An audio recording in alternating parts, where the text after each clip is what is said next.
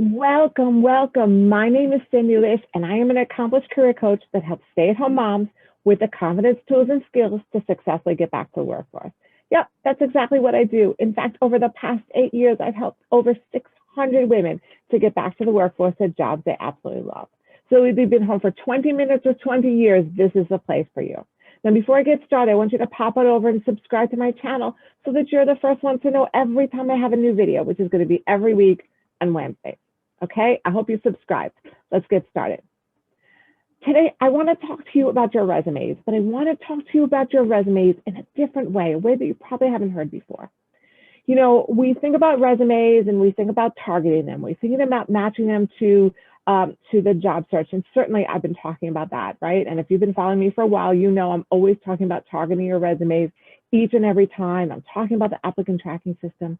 But I want to give you another example about this so that you can understand it a little bit better. Think about a rubric, a grading rubric.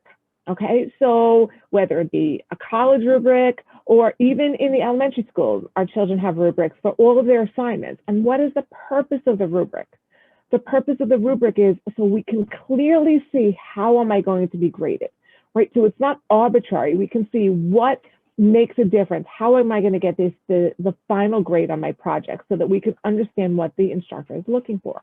Okay, so now I'm going to talk to you. I downloaded a rubric for a college English paper, and I want to just talk to you about the segments of that, and then let's talk about and see how that could relate to your resume, because we tend not to think about our resume in that whole holistic, that whole package, and what is the employer really seeing? Okay, which by the way, they're seeing you. This is your project. This is your term paper. This is your best representation of ourselves.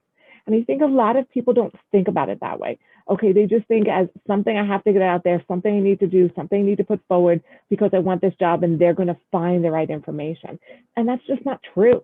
Okay, there's no reason, there's no incentive for the employer to be kind of, you know, interpreting, figuring out, hoping. They're not spending a lot of time on this resume.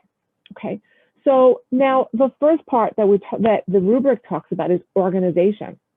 So now, what is the organization of your resume? Do you have the proper sections? Do you have your heading section with your name, with your personal information, which would be your city, state, and zip? Do you have your cell phone number? Do you have your LinkedIn URL? Do you have your email address?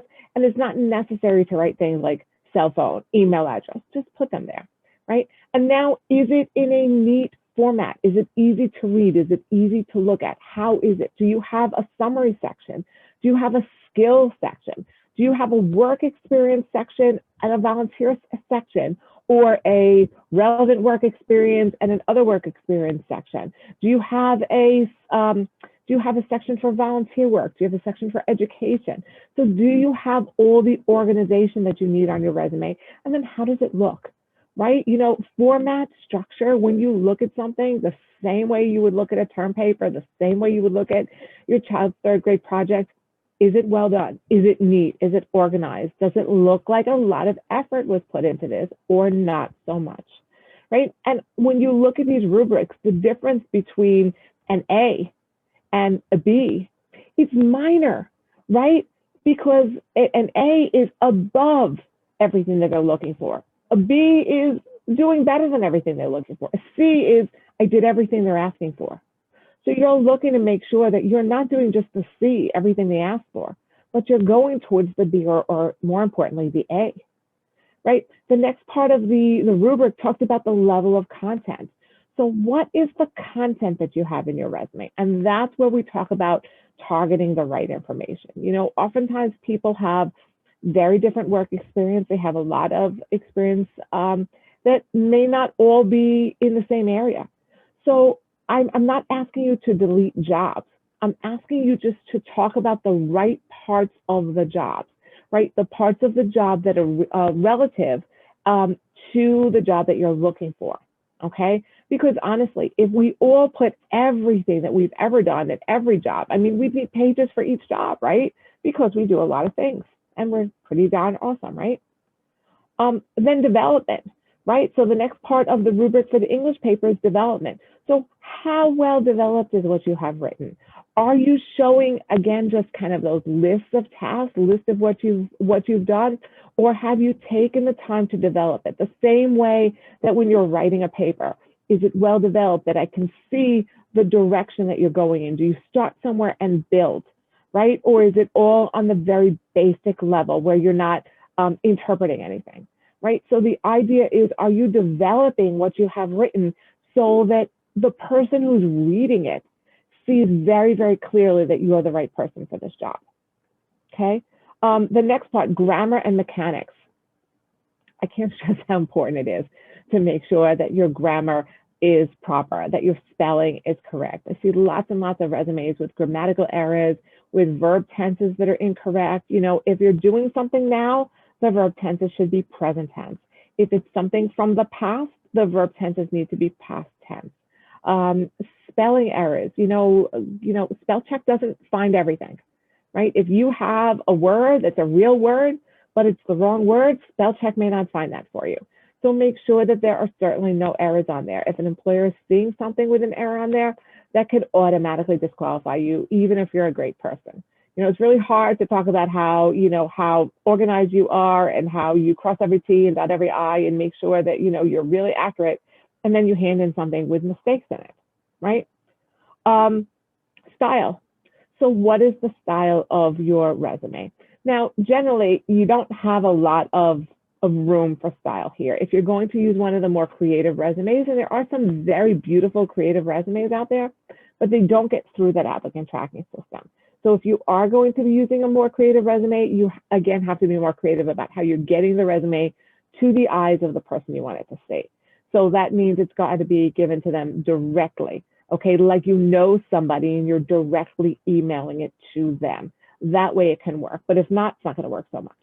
But even still with the style, how do your sections look? How does the format look? How is your use of bold and italic? And is it consistent as you're going through? We're going to choose one type of bullet point and use that same bullet point throughout. So we're not having, check marks and circles and squares and stars and all kinds of different things like that. Okay, that the style, what fonts are you using? Okay, that it's something that is easy to read and it's consistent throughout. Okay, and then the format. How does your entire resume look? If I'm looking at it as one organic piece of paper, how does that look? How long is it? Right? Your resume can be, and we talk about this a lot too, it can be 1 or 2 pages, depending on your level of experience. I will tell you the vast majority of my clients actually do have 2-page resumes. Even people that have, gaps on their resumes, because they'll be going back more than 10 or 15 chronological years, because their work experience has a gap on that. So they're going back more chronological years, but they're showing 10 or 15 work years of experience. And then they're generally having other things on their resume as well, such as volunteer experience. So we're highlighting directly where their experience matches to the job that we're looking for. So I want you to think about it this way, because I know that most people don't spend a lot of time thinking about the resume from the point of view of the person looking at it, okay? And it's just like, here, it's all here, all the information is here, but they don't put a lot of emphasis on how it looks, how neat it is, how easy it is to read, what the structure looks like. So try to think about your resume in terms of that college essay rubric, okay? And then I think you're going to be putting a lot more attention to making sure that everything is formatted properly, that it looks nice, that it's going to be received properly. Okay. And remember, yours is not the only one they're looking at. So they're looking at a lot of them. So if yours is perfectly neat and formatted and the spaces are consistent and everything is consistent throughout, and they're looking at others, that the fonts are bad and that it's messy to look at, then yours will win. Okay. I hope that was super helpful for you. I have so much more amazing content for you. Pop on over to my website, which is cindylish.com, CINDYLISH.com. I have videos, I have blogs. There's an opportunity to talk one-on-one with me for free, of course, to see how I can help you out in your job search. I'm here to support you throughout your journey. I hope that you have a super productive week. Always remember you're a warrior, and I'll catch you the next time. Bye-bye.